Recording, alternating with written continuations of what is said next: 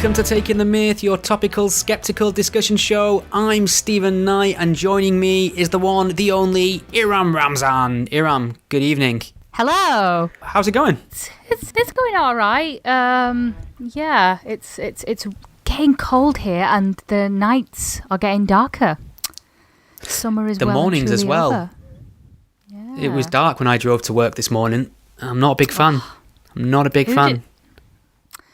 I know. Who'd have thought we'd still have seasons in 2019? I mean, hurry up, global warming. Yeah. You're not kind of lay awake at night in a constant state of anxiety, bed dripping with sweat over the impending apocalypse due to global warming. Is that not playing on your mind at the minute? No.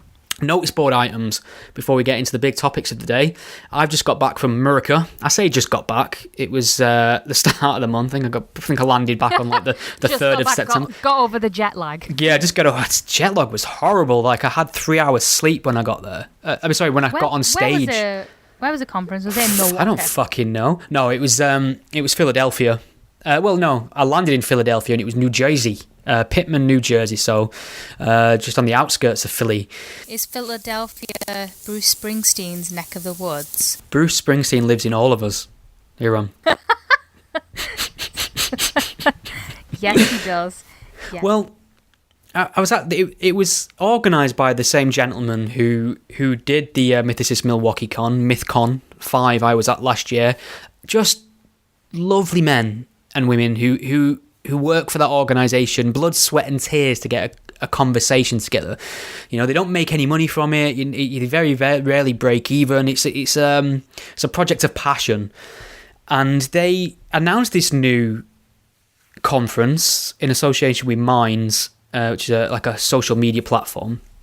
And the tagline of the event was ending racism, violence and authoritarianism. I'm not sure if it was in that order, but them three things. And the event was announced in March, and then several weeks before it was due to take place, far-left Antifa types went for the venue. The Pittman Theatre in New Jersey started harassing the staff, sending emails. There was an online campaign to portray this event, this anti-racist, anti-violent, anti-authoritarian event as a far-right neo-Nazi conference once again.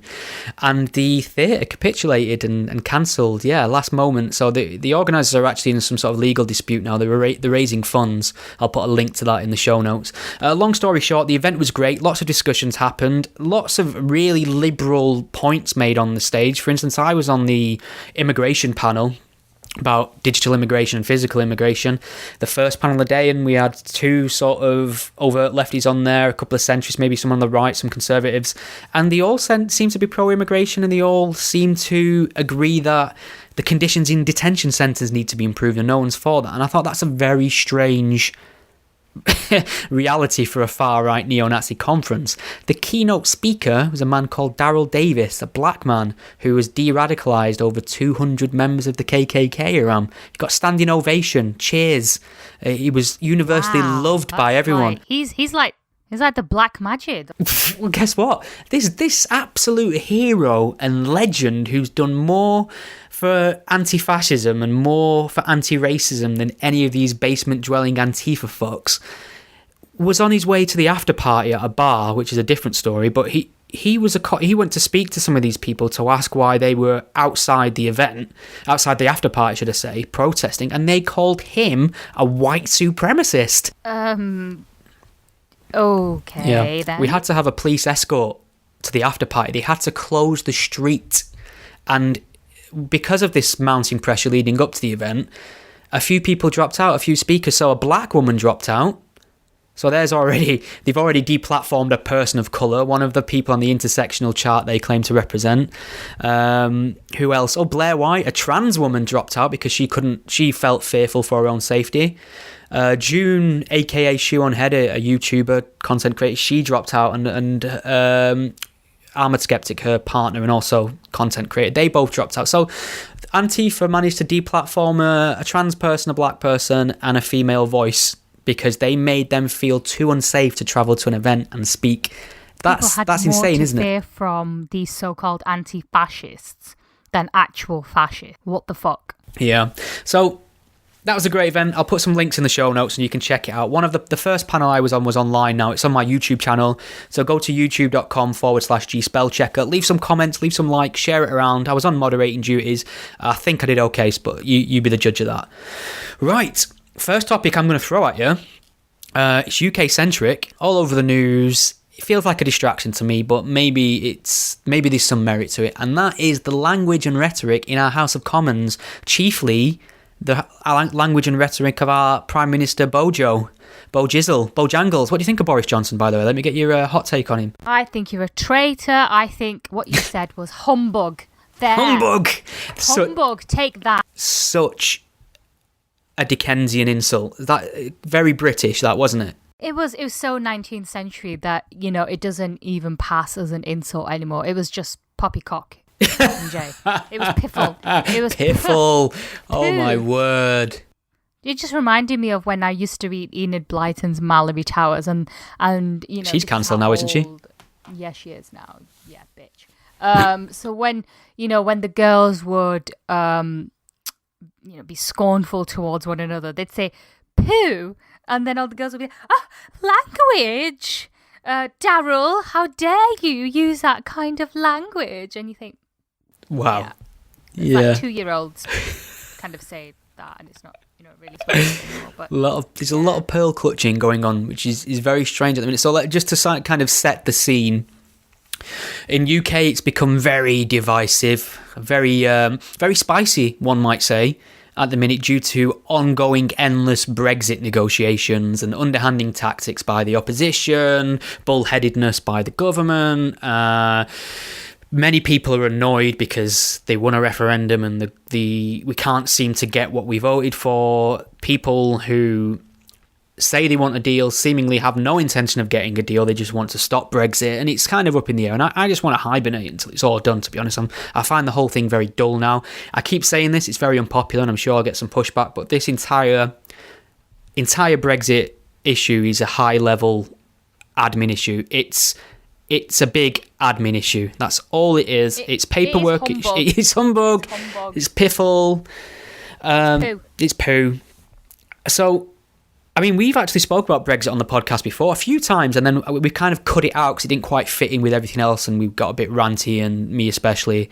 So, I mean, maybe what we should do is, 31st of October on the date we're supposed to leave the European Union, maybe we should record a Taking the Myth Brexit special and just kind of end our relationship with the audience and piss off everybody. What do you think? Yes, but it depends. Did the audience vote for us to piss off? Or do they a soft exit? What would it be like? A taking the soft exit. So the opposition. I mean, I don't think the Labour government's worthy of the title, to be fair. Oh my God, Labour is a hot mess right now. And words like traitor, and then, of course, there's a video that emerged of the front bench all singing a song calling everyone who voted Brexit or the other parties like traitors. So it's okay for them to use that language. But when the other side use it, it's inflammatory. As I went... And so Boris Johnson earlier this week, he was, somebody mentioned Joe Cox, the MP who was murdered in 2016 by white far right, and he called her a traitor, didn't he? And since then, everyone's like, you can't use the word traitor because it's inflammatory. I mean, that's ridiculous. It's like saying, if you're Muslim, you can't say Allahu Akbar when you pray because terrorists now use it. It's inflammatory now. It's ridiculous. But yeah, so, and he said that the best way to honour her memory was to have a Brexit, which is ridiculous because she wasn't pro-Brexit. Yeah. But anyway, and then somebody came back and said, I can't remember exactly what they said, but he said that their response was humbug. And then never heard so much humbug in all my life, I think he said. So much humbug. and then he was accused of calling Joe Cox's murder humbug. That's not what he said. People are just being ridiculous now. They're not even being precise with language, you know. Suddenly you make a comment and that's it. We all get hysterical now. It's like when last year he made the comments about the niqab, and in an article for The Telegraph, Boris Johnson was actually criticising Denmark's ban on the niqab and said, you know, it might look ridiculous, the women wearing it might look like letterboxes or bank robbers, but they have the right to do so in a liberal society. Now, could he have used better language? Yeah, yep. Probably, because he's a politician. No one's arguing that. But he was arguing for people's rights to dress how they want. And if people had focused on that, then this all would have gone away. But no, thanks to the internet and social media, no one will, you know, nothing is ever forgotten and no one is ever forgiven. And I have to give a massive shout out to Ben Allen on Twitter. His username is @IamTheBeef. And he's been really, really, really good at just calling out bollocks on Twitter. Can't say bollocks anymore. Gendered language. Sorry. He's good at I assumed their gender there.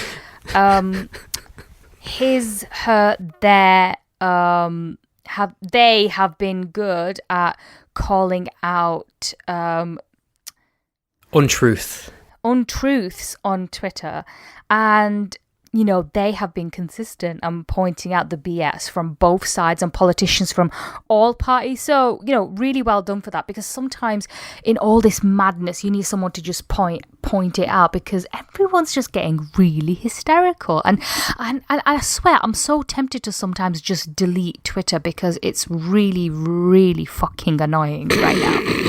Right, so you know what I think's going on here? Boris Johnson's come in, he's give a positive message on Brexit. He's managed to unite a lot of people who were disenfranchised by Theresa May. People who would have possibly voted Tory didn't, because they felt that she was a Remainer and she wasn't the best person to represent British interest while negotiating an exit. He's come in, he's seemingly quite popular despite the shrieking. And then what is the response? Rather than go for the issue, they have to get him painted as a racist or a sexist as soon as possible. Immediately, because they are the weapons you use when you want to destroy your opponent. If you're on the left, they are your tools. We've lost the art of argument. So the way they did this was nitpicking all the little things. So this started a few weeks ago when he was basically lip-read in the House of Commons, referring to Jeremy Corbyn as a big girl's blouse. Now, oh, yeah, everyone was so quick saying, oh, I'm so proud to have been a girly swat. Yeah, he referred to David Cameron as a girly swat in his book. And for those who don't know, swat in the UK is a sort of colloquialism for somebody who's a goody two-shoes, studies hard, teacher's pet. Hermione Granger. Hermione Granger, yes, you cut right through that with the best example possibly. This is why we have you, Iram. This is why we have you.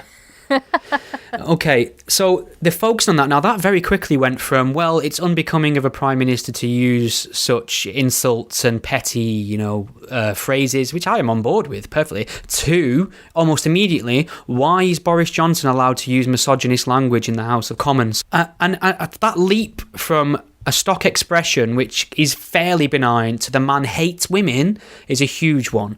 Oh, you can't be sexist now. You have to be misogynist. You can't be racist now. You have to be a white supremacist. Yeah. There's like the language is becoming more and more extreme. And I've noticed there was an exchange between Conservative MP Johnny Mercer, and I think he's now an independent.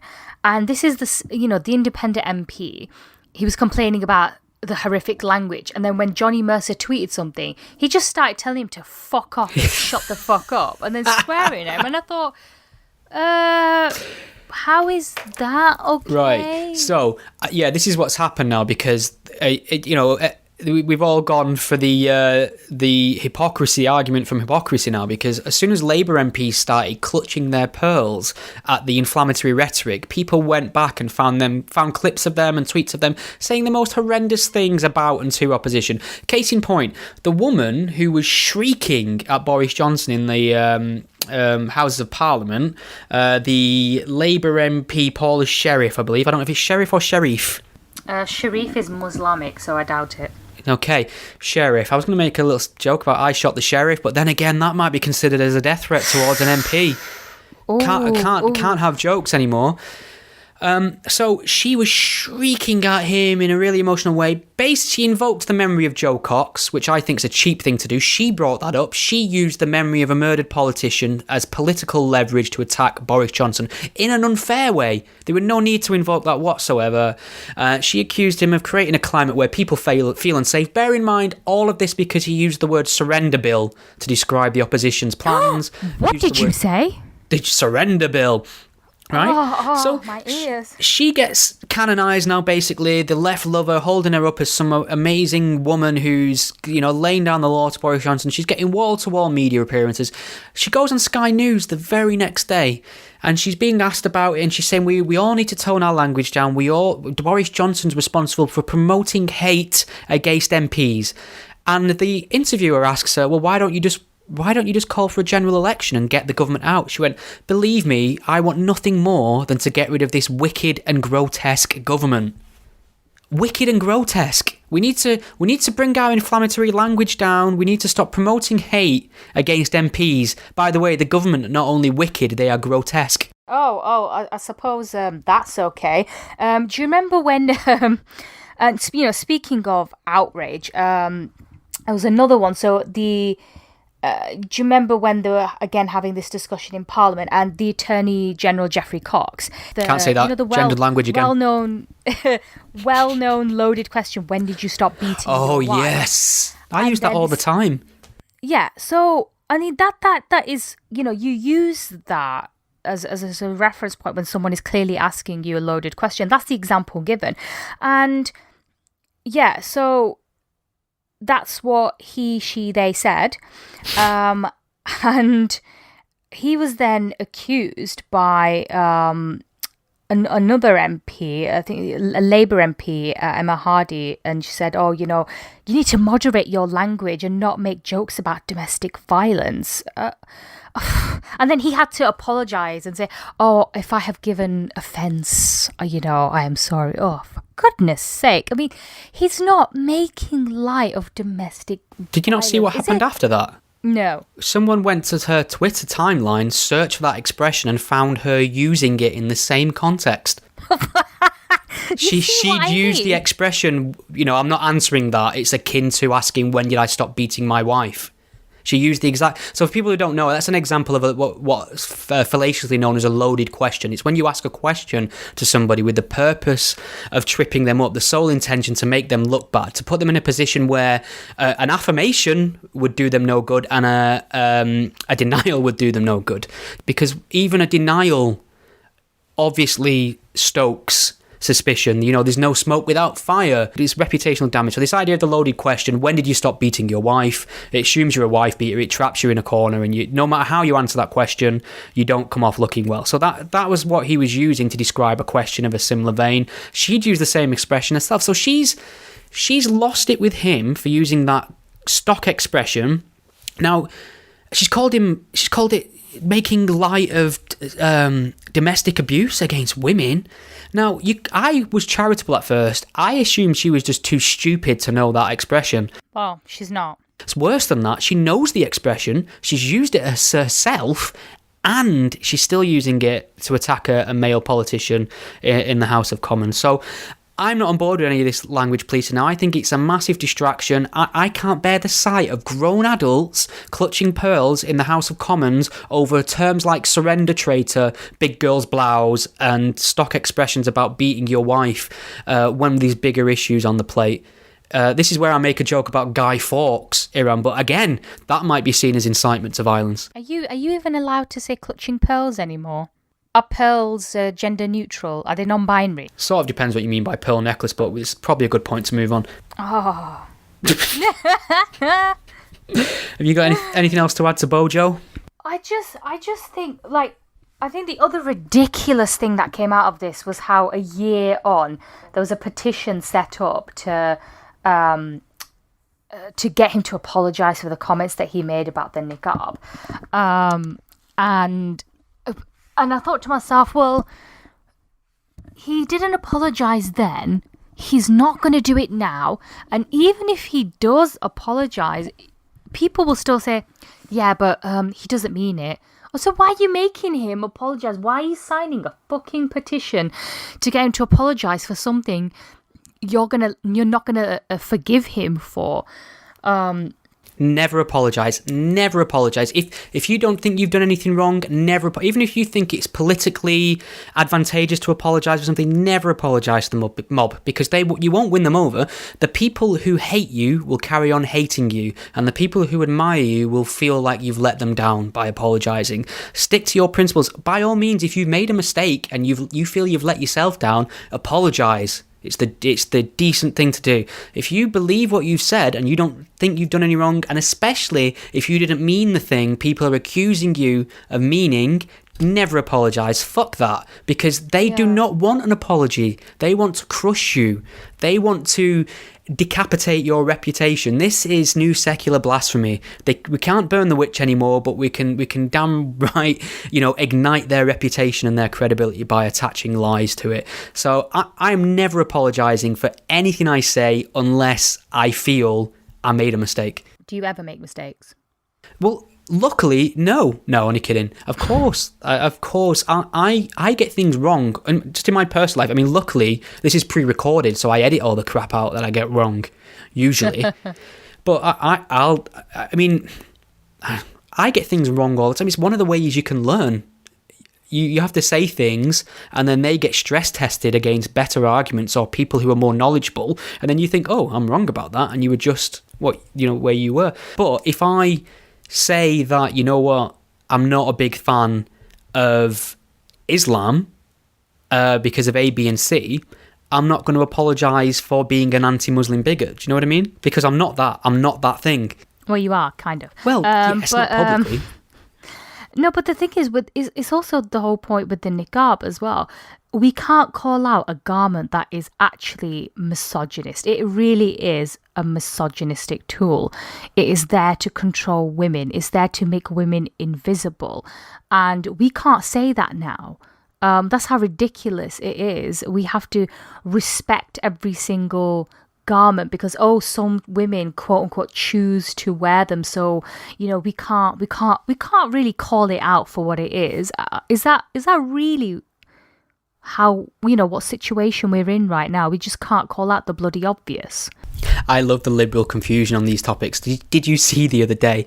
This was actually, usually this kind of thing would make me angry, but I was howling because it was the liberal confusion on the topic of Islam. And it played out almost like a comedy sketch, except it was a real news item. So I don't know if you saw this, but in Boston, in America, a place called Boston, I'm not sure if it's the Boston we all know, maybe there's several Bostons. My geography is terrible. I just know it was Boston and it was in the States. Somebody had posted an A4 piece of paper, maybe several, I'm not sure, they were definitely one. And all it said on this A4 piece of paper was, Islam is right about women. Oh, I saw that. And what was hilarious about it was that the town wasn't happy with it, but when asked by local news media why they were unhappy about it and what their issue was, they couldn't articulate what was going on, why they were annoyed. They knew something was wrong, but they couldn't say what it was. And many of them took the position that it was somehow Islamophobic. Oh, for fuck's sake. So they saw someone putting that up as an attack on Islam rather than deal with the idea that Islam doesn't have a particularly favourable outlook on women. And obviously this isn't just unique to Islam. Religions of that age all have very unfavourable opinions on women. And them bitches. Them hoes, them thoughts. So it was just really funny to see these liberals. None of them could say, I don't want that there because Islam is wrong about women. I feel women deserve equality. That'd be the correct response, but they were all annoyed about these signs, but suspected it was Islamophobic. And it reminds me of that stunt pulled on US campuses where someone was printing out signs saying, this is genius, it's okay to be white, and everyone lost their minds. Because how can you argue with it? That really exposed some sort, this anti-colonialism thrust on campuses where everything white is considered evil. So somebody literally just printed out something that would be completely innocuous in any other context, race, ethnicity, and everyone lost their mind. I thought that was one of the most beautiful trolling attempts I've ever seen in my life. The people described it as an act of white supremacism, somebody just saying it's okay to be white. So this is where we are. I mean, is it okay to be white? I don't think so. The only thing I like to be white, chocolate. No, fucking hate white chocolate. I love white chocolate. No, dark all the way, baby. Racist. Milk. Milk should be white. Cow juice. Cow juice. Snow. Snow should be white, otherwise yellow snow, for example, best to avoid at all cost. That's true. Cocaine. Cocaine. Yeah, gotta love white cocaine. What else?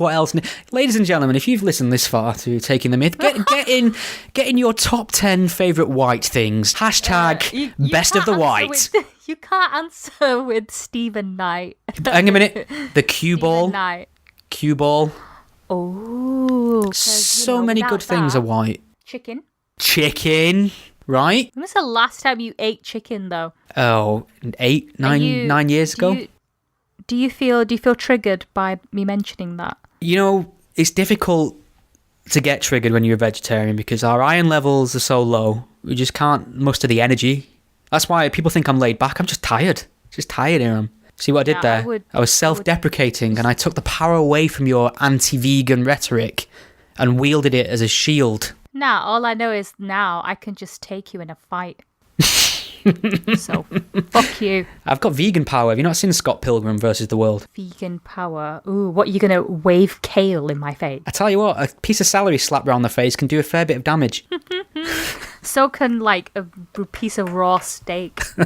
Yeah, take that. Iram, I can't tell you how excited I am. It's a great pleasure to welcome the return of the Aslans. There's this misconception that people derive their values from their scriptures. Who goes to hell? Gays, fags, hundreds and hundreds of Jews. You identify yourself as gay. Why do you then choose to be a Muslim when it says explicitly in Judeo-Christian tradition that is prohibited? There's this misconception that people derive their values from their scripture. The Aslans. So the Aslan is an award for an apologist spouting lies and nonsense. It's an anagram. It's a goddamn good one as well. It took me all of 5 minutes to come up with.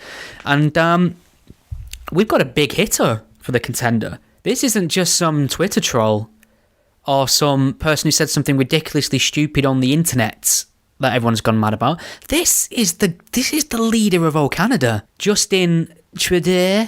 Trudeau. Now, Do that, bro. He's been in trouble lately, and do you want to explain why? Was he Bhangra dancing again? So we have mentioned him a few times on Taking the Myth. Or We have, because he really pissed me off. Every time he was around Indians, he would dress up like he was getting married at an Indian wedding and then just start doing a Bhangra dance. Now, when he first did it, when he was at a party, everyone was like, oh, that's cool, that's cute. And then he did it again, it was like, okay, yeah. And then he went to India and he was on stage and out of nowhere just decides, oh yeah, I'm going to start dancing. And everyone was like, what the fuck? And then went around India making his entire fucking family dress up as Indians. So I'm there thinking, it would be so funny if this guy was just exposed one day as either a racist or an idiot. And lo and behold, Yeshua answered my prayers. Yeah.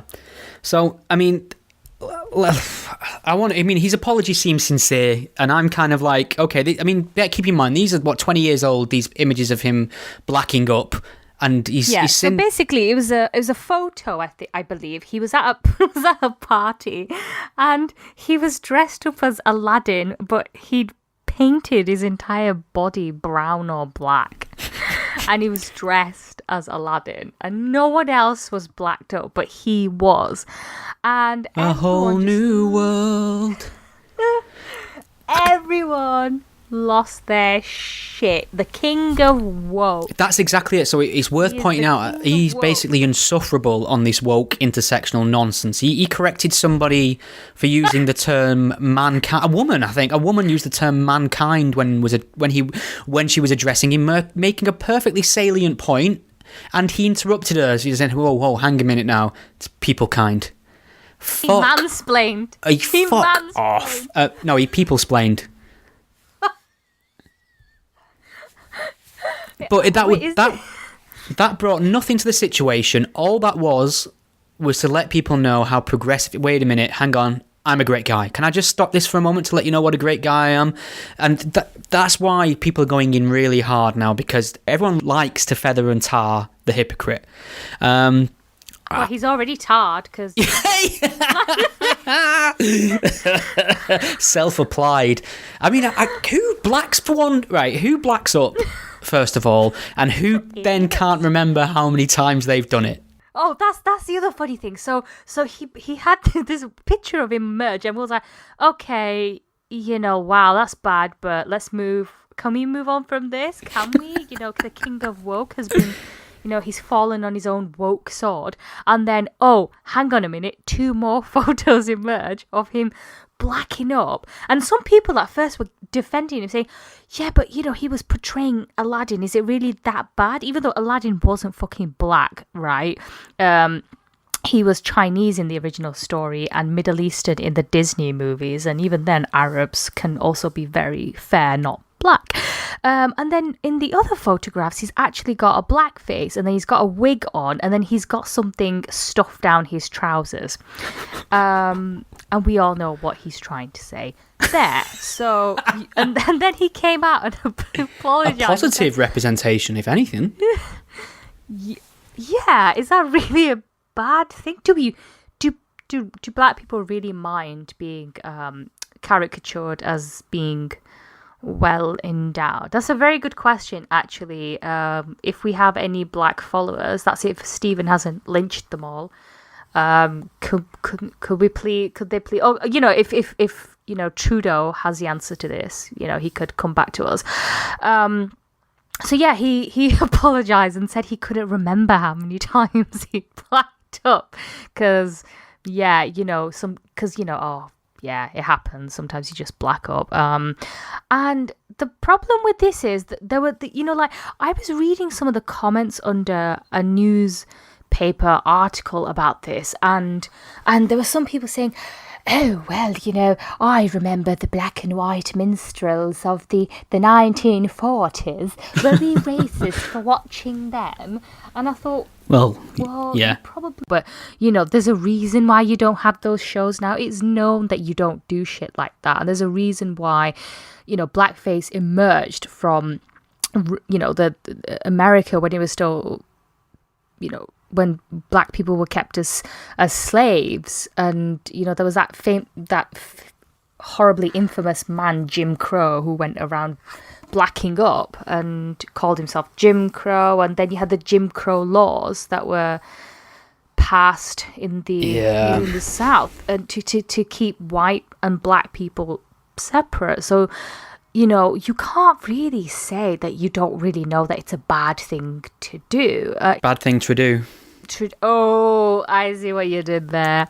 But the thing with Trudeau is that he spent years, as someone described it, like, basking in this progressive image that he doesn't really deserve, and people have given him too many passes because he's said some really good sound bites, and they've never really interrogated him because he seems to have been welcoming to refugees, but there's a very dark side to him. I mean, look at that whole trip to fucking India. I mean, and a lot of people were waking up to what he was doing. They were saying, there's something off about this guy, and then this came out.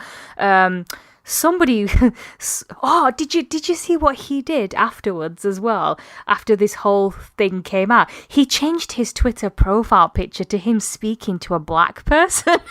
Yeah. What the fuck? I've got black friends. So two quick things that well, maybe 3, but I'll be very brief. So the first one is, there's always this suspicion, and I think there's a little bit of truth to it, that people that overcompensate really put their back into the anti-racism, the gender equality, which are all good things, but I mean, when you become a preacher about them things and make them part of your character, I just think they're either 2 drinks away from shouting racial epithets at a taxi driver, or that they've got some skeletons in their closet that will emerge eventually. And that's proved right time and time again. I think they feel they can accumulate so many woke points to atone for their past indiscretions, and it never quite works that way. Secondly, I was interviewing Peter Boghossian this week, author, philosopher, all-round good chap, and he said, and I've not confirmed this myself, but he said, because I said a moment ago that Justin Trudeau's apology seemed quite sincere, and I'm willing to accept it. I don't really care so much, but he said that Justin had doubled down in the sense that he kind of blamed the systemic racism of the time.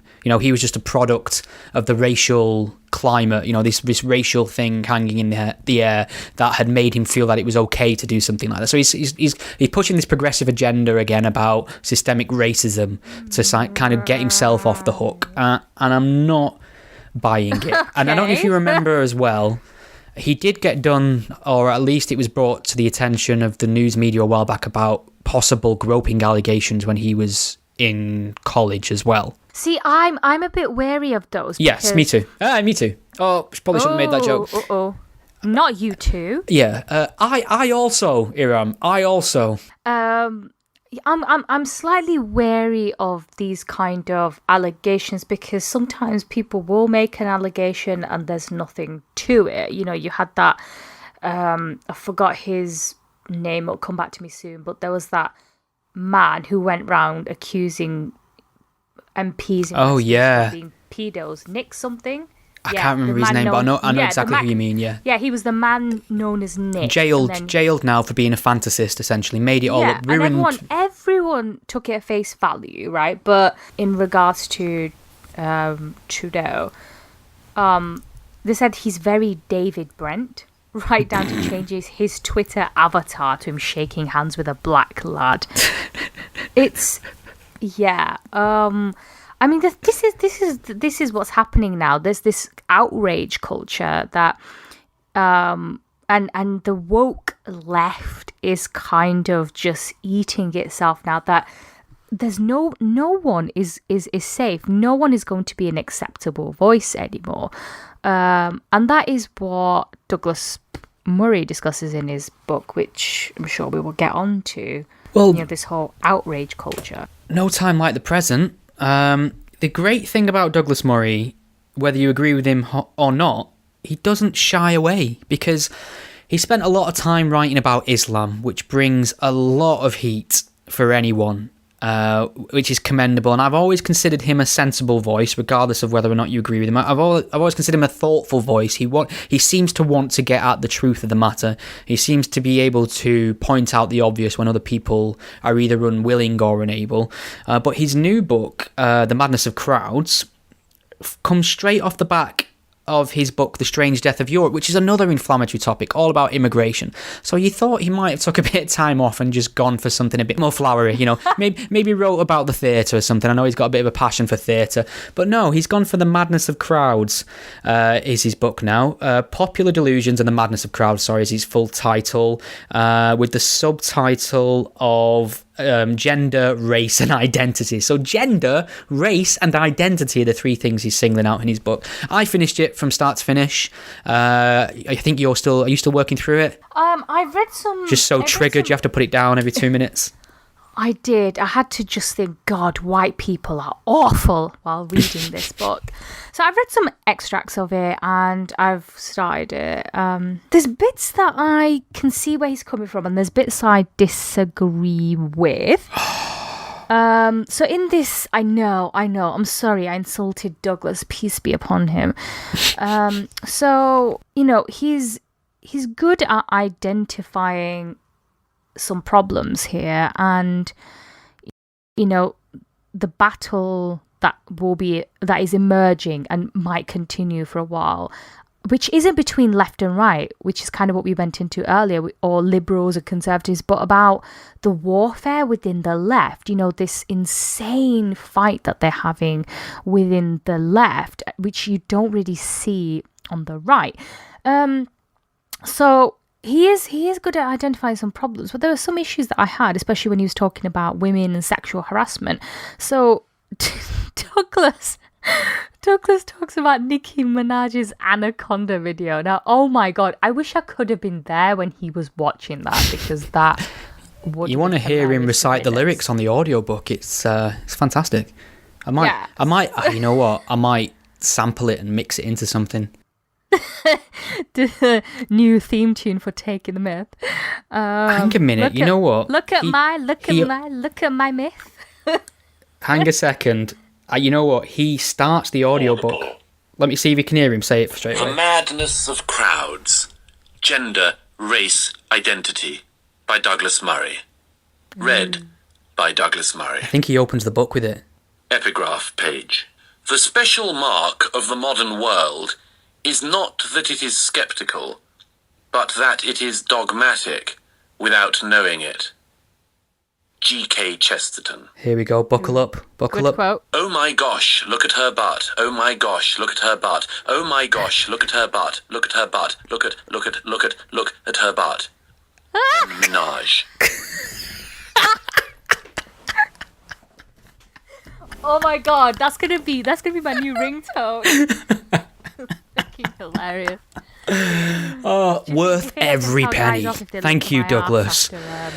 Oh, yeah. So I digress. You had some issues with that section of the book. Yeah. So Douglas decides to analyze Nicki Minaj's video because it's also about women and sexual harassment, right? Yeah. And there's this one part where he writes, the confusion that Minaj acts out here is representative of a whole host of other things in our culture. It contains an unresolvable challenge and an impossible demand that a woman must be allowed to lap dance in front of, drape herself around and wiggle her arse in the face of any man she likes. But if that man puts even one hand on the woman, then she can change the game completely.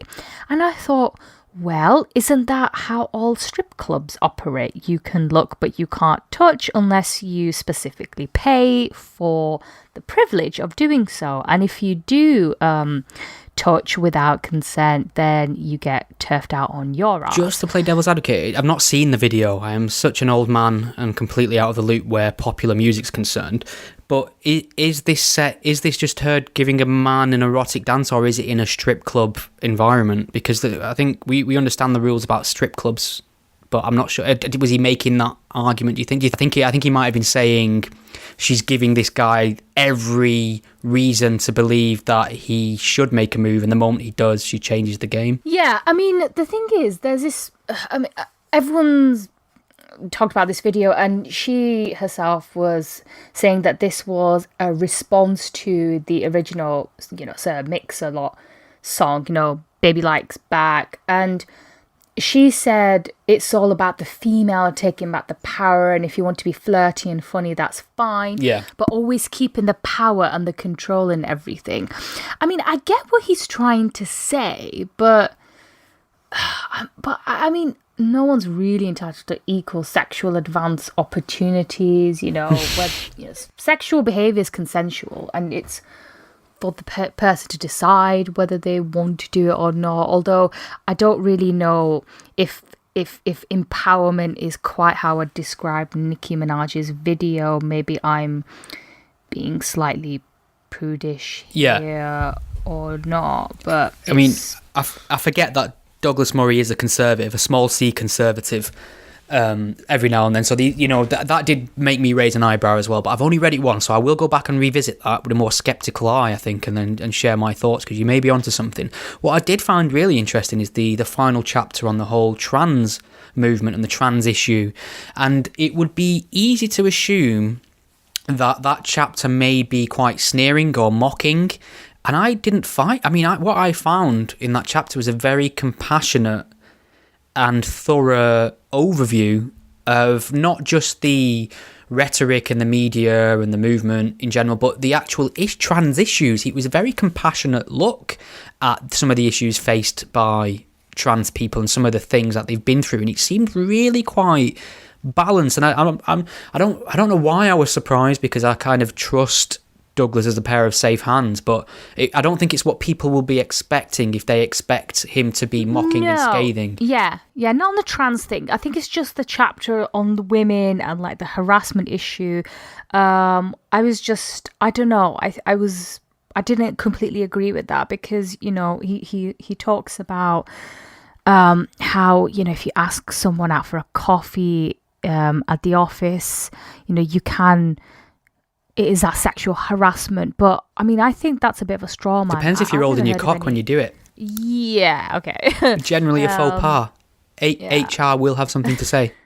They will. I mean, I've never heard of any woman in an office claiming that was harassment, or none of the high profile cases have involved something so trivial. And I know there are a lot of guys out there complaining about the whole Me Too thing and, oh, we have to be really careful now. Fine. But, you know, he also talks about Ellen DeGeneres, you know, the TV celebrity. She has her own show. She's a lesbian. The Katy Perry thing. Yeah, so she posted a picture on social media where she's kind of, you know, staring at her breasts, and, you know, and he's suggesting why, you know, he's like, oh, so why is that okay? Does she not have to play by the same rules? But I think, aren't they friends? So you can get away with certain behavior when you're friends. Yeah. You know, if you don't know someone, then yeah, that behavior is going to be intrusive. But if you know somebody, then you can invade someone's personal space a little bit because they're comfortable with you, you know, doing things that you might not be comfortable with around somebody you don't even know. It is all subjective. It's like if somebody I don't know makes a really inappropriate joke with me and they don't know me, I might think, what the hell? But if I know that person, we're really good friends, we'll say all sorts of things to each other. But I know this is such a divisive topic, and I know loads of people will have an opinion on it either way.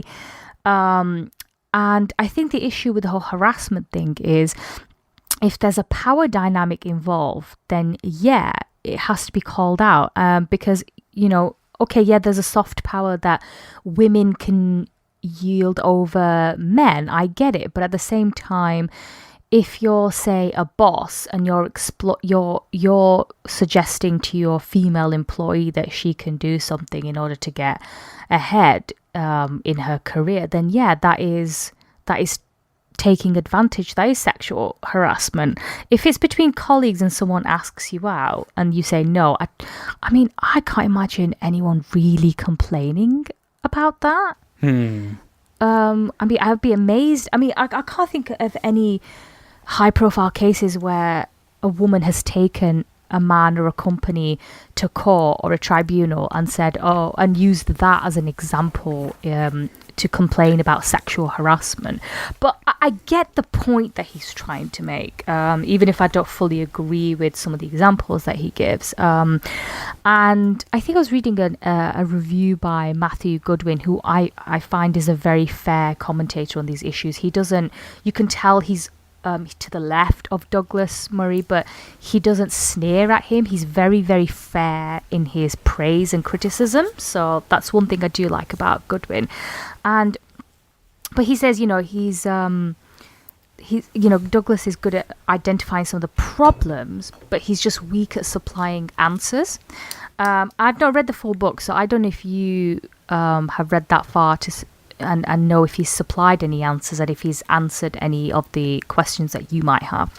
That's a very good point. And yes, he does. I think he dedicates the last chapter to solutions and where we go from here and how we can make a change, etc. Most of which elude me at this moment in time. Half the problem, I think, is speaking honestly about it. And I think you need commentators, authors, public figures to produce work like this to spark discussion and make people, you know, almost give people permission to talk about it. That's the problem. Is the situation we're in right now with a lot of these issues is people are too scared to speak up because they know they'll be shouted down as racist, transphobes, bigots, etc. And when they have something as well argued and as articulated as Douglas Murray's work, it almost gives them permission to say, well, this is exactly what I think, except this gentleman's so much better at putting into words than I could. And it almost gives them permission and more confidence to speak their mind. And we need more people speaking their mind because sensible voices are getting shouted down. Well, what I wanted to know was, you know, how it came to be like this, you know, especially with the whole trans issue, because that's a relatively new issue, and yet it's spiraled out of control so quickly. The pet project of every progressive institution, outlet, and one of the things that Douglas Murray points out in his book is the fact that all the ideas about trans, the ones promoted by progressives, have just been swallowed wholesale without any debate. And he's sort of asking, hang on, why have we just said yes, okay, straight away to everything that's coming from that area of discourse? And I was speaking about this the other day to Peter Boghossian. I think the issue is people are forcing in bad ideology under the guise of individual human rights, and they're not necessarily the same things. You know, we can be honest and say that trans people deserve every single right afforded to every other human being on the planet, but that doesn't mean I need to accept every progressive belief about trans people, whether or not sex is a biological construct or a social one, whether or not we should all change the English language to accommodate a tiny minority of the population, you know, things like that. And I'm not playing down their plight and the issues. I think they're real. If anyone that's suffering bullying or oppression or inequality, unfairness, not getting equal rights in front of the law, I'm fucked off to hell about that. That is a cause well worth fighting for. I just don't understand why this one issue has taken up this much bandwidth when it comes to mainstream coverage of everything, changing entire systems to accommodate unisex bathrooms, approaching, taking English. That's what I don't understand. How sports have just accepted that if you identify as a woman, you can compete alongside biologically born women. These are the things that I still think there is some merit to discussion. The idea of self-identification and what that means, I still think there's some debate there. But we're just told we're told that the debate's over, and I'm not sure that's true. It's not. It's far from over. I mean, surely it's only just begun. And you know what I find funny about modern day feminists, or some of them, not all of them, but they'll claim that there's no difference between men and women, but women are still better. You know, those women who, you know how you get some female politicians who say, "Oh, we need It needs a woman's touch." It needs a woman's touch. We need more women in parliament because they'll be able to do this that men have failed at. And you think, well, surely if we're equal, then if more women were in power, then would have the same outcome, right? Oh no, hang on a minute. It's just utterly ludicrous, and this entire insane experiment was seen again when the singer Sam Smith asked fans to refer to them using the pronouns they them. So every single news article that I could find referred to Sam Smith by the pronoun they and them. That's exactly what I'm talking about. And it's ridiculous. It's like the singer-songwriter said they had come to the decision after spending a lifetime of being at war with their gender. Oh my God. So, and everyone, because he's come out, sorry if that's misgendering, he came out as non-binary, and you know, there are some feminists who have been saying, well, what exactly does non-binary mean? Surely it's a ludicrous term. We're all non-binary. You know, a person who identifies themselves as non-binary does not define themselves exclusively as masculine or feminine. But, you know, you could say that about a lot of people. You know, there are women who don't fit, like, say, the girly stereotype of a girl. Are they then non-binary? And I mean, lots of people don't fit into neat gender stereotypes, and I think the whole thing is narcissistic and it's antisocial. It's this whole identity politics thing. The butchering to the English language, that's another one. Although I have had they being used as a pronoun among some Pakistani people. So when they're referring to their elders, they find the words he and she a bit rude because there's a different equivalent in say Urdu or Punjabi, there are different words to say to address people who are older than you, to sound more respectful. So I don't think she's considered. I don't know if it's the strange in America. Sometimes to refer to a person as she is considered rude. In British culture, you'll often hear the refrain, who's that's why, she, the cat's mother? Yeah, exactly. So I've heard people referring to their parents as they. So they'll say, oh, my dad's coming, they won't be long, because they don't want to say he, because it sounds rude to them. So I don't think it's... and this is what few people were saying when Sam Smith wanted to be referred to as they. The language can adapt and change. But I don't think that's the issue here. I think the issue is a lot bigger than language. It's about what this means for our society and how we're all expected to just go along with it without even questioning it. And if you do question it, then you are an absolute bigot. Okay, so we've ranted about the trans enough for 1 week. Okay, so what I'm going to do is I'm going to throw to some questions on Twitter. I'm actually going to do it this time after threatening to for the last 5 months or so. But if you use the hashtag TTMyth on Twitter, me and Iram will probably have a look at your questions, comments, and we might even read them. We might even respond to them. Who knows? No promises. But we'll cut them out. Cut them out. Daz Exton has asked a question for you, Iram. He's asked... Couldn't help notice no, Iram... sorry, I'm not single. Yeah, sorry, Daz. Shit out of luck. Couldn't help notice Iram disagreeing with Yasmin Mohammed. And just for context, Yasmin Mohammed's a prominent ex-Muslim human rights activist, former wife of a member of Al-Qaeda. That's one for the CV, isn't it? Couldn't help but notice Iram disagreeing with Yasmin Mohammed about a picture of Princess Meghan wearing a headscarf posted on Twitter. That's Princess Meghan Markle. Like to know Iram's think on this and why it's not the same as other modesty garments worn by those practicing their religion. So set the scene for us. What happened there? You got beef? I ain't got beef, I'm vegan. So Yasmin tweeted out a picture of Meghan and Harry at a mosque in South Africa.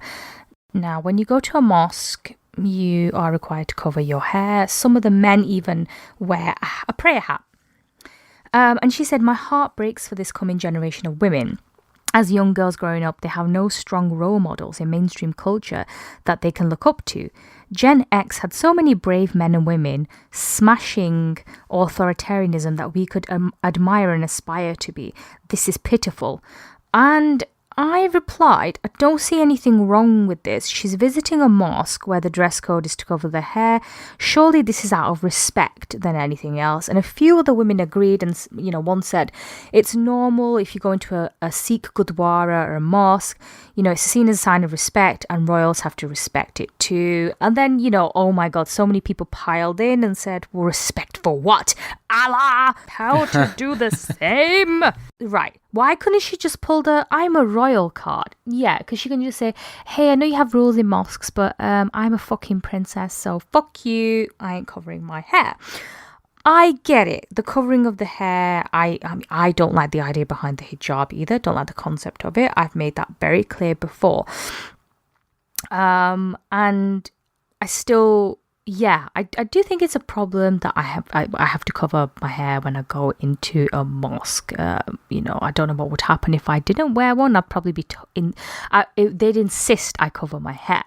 And men have to also dress respectfully as well. It's not just something that happens in mosques. I've been to Rome where I've been told to cover my shoulders. The Vatican. Men have been told to cover their... Yeah, I've been to the Vatican. Oh, I was wondering if that's where they asked you to cover your shoulders. Yeah, it was the Vatican. It was not just the Vatican. There was another church I went to in Rome as well, where I was told to cover my shoulders.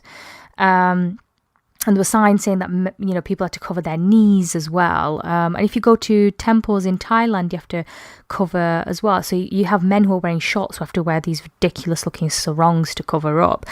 I get it. I do get why some people think it's it's ridiculous. I do too. I mean, do I really have to cover my bloody hair to be seen as respectful? Does anybody have to cover their hair? But it's a place of worship, and I can understand why you'd need a dress code inside a place of worship. You know, every place of worship, or most of them anyway, have a dress code that you adhere to just as a sign of respect, because it's seen as a sacred space.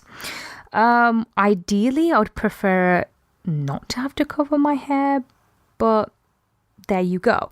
And also, Meghan wasn't wearing a hijab. She had a loose scarf on her head where half her hair was bloody showing as well. You know, her arms were showing. She just casually threw it on. She wasn't covered that much. Now, if she had worn that and then walked around the mosque or around some Muslim neighborhood saying how empowering hijab can be and how amazing it is, fine. I would definitely have taken an issue with that, yes. Considering how it's not really empowering on the whole and a lot of women are forced to wear it. If she had said that, fine. But she just went into a mosque with Prince Harry and covered up. I don't really see the big deal in that. Yeah, so I'm going to be an irritating fence sitter a little bit, because I have the Donald Trump gift where I can see good people on both sides here. And so here's what I think. So look, like, you also have to take your shoes off when you go into the mosque. You have to keep your shoes at the entrance. Now, would you think it's reasonable for someone to come in and say, no, I'm keeping my shoes on. Why should I take my shoes off? It's my right. But you're entering a place of worship where everyone else has taken them off as a sign of respect. Are you just really going to be that one dickhead who decides to keep their shoes on? Yeah. No, so I kind of have a split feeling on this. So first of all, as a general citizen, I would say that their house, their rules. If you're going to go in their house, you should take your shoes off, you should wear whatever it is. You don't have to be there. But I also get how it can seem and what sort of message it can promote that somebody that world famous, a diplomat, someone who's held up to this standard of virtue. She's a princess, let's not forget. So she's this glamorous, beautiful, successful princess, and she is, whether purposely or not, inadvertently or not, she is promoting Islamic modesty. And even if that's not her intention, even if that's not what smart people like you and I know, the rest of the world's going to look at that and somehow see it as an endorsement. I think Yasmin's coming from a place where I think she's had to endure forced veiling. So I can tell why she's triggered about that, but I don't necessarily think it's I don't really think it was intended to be the way she sees it, if that makes sense. Yeah, I can see why she'd take it very, very personally, yes. But I don't think she is doing that. I mean, nobody really complained when Princess Diana went to Pakistan and covered up. I mean, I don't see why she even had to cover up when she went to Pakistan. It's not even mandatory to wear a headscarf in Pakistan. She just went there because she thought, oh, it's Pakistan, I need to look polite. I need to wear Pakistani clothes and wear a scarf on my head. That's going too far. That's kind of doing like a Trudeau. I don't see the point of that. Whereas this is different. She's in a place of worship. You know, I don't see the issue. The conditions were really don't. That the amount of trouble she would have got in for refusing would have made it impossible for her. The conditions we've created now in terms of multiculturalism and respecting other cultures, and the whole issue of quote-unquote Islamophobia, if she'd have rejected instructions, whatever happened, or advice to wear this veil, I would have thought she was a fucking hero.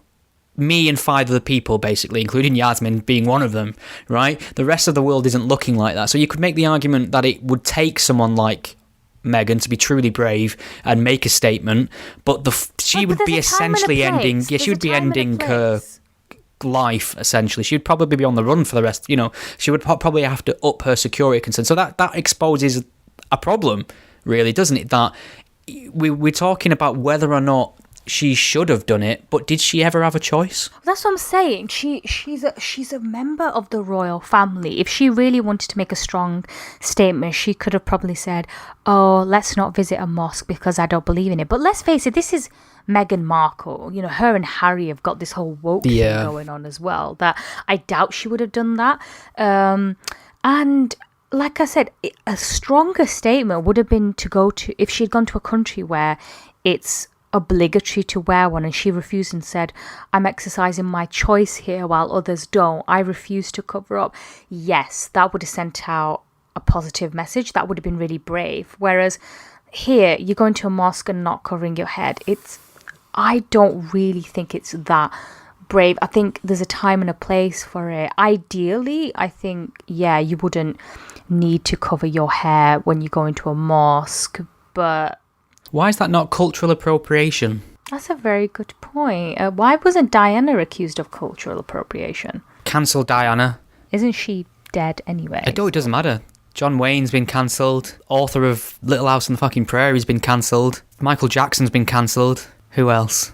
They need some... Kevin Spacey. Kevin Spacey's not dead. Is he dead? He's not dead. Oh wait, he's not. Oh, He's not dead. I mean, for all intents and purposes, he's dead, isn't he? Really? All right. So we've been talking for quite a while. Do we have time to fit anything else in? No, we do not. You've had your lot. What's our code word for the fine people on both sides that make it to the end of this conversation? wasn't it the whole things that are white or something? Yeah, that's going to be bad from an optics standpoint, isn't it? Oh my god. Great white things. Hashtags. No, that's going to get me in trouble. I will disown any knowledge. Jon Snow will be triggered. Yeah, he's never seen so many white people. Not Jon Snow from The Wall, by the way. Jon Snow from Channel 4 News. All right, Iram. Well, it's been an effing pleasure as usual. It always is with me. Can't say the same about you. I'm like anthrax, another thing that's white. I assume. I don't know. I've never mailed it to anyone. You can't prove anything. Ooh. I don't know what to say. Thank you very much. Thank you.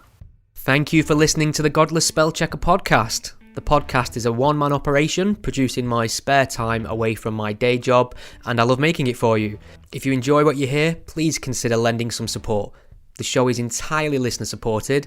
I don't sell anything, I don't run ads, and given the alternative and unpopular focus of my content, it's very unlikely to find a sponsor. So there are a number of ways you can support and chip in and help improve the show and give me more time to produce more content. You can become a patron supporter and pledge a monetary amount per month or per episode by visiting patreon.com/gspellchecker. If you can't lend monetary support right now, don't worry, there's other ways you can help the podcast too. You can share it on your various social media networks, or take a moment to leave a review wherever you listen to it. Your support is massively appreciated. Thank you. Think we've all learned something here today?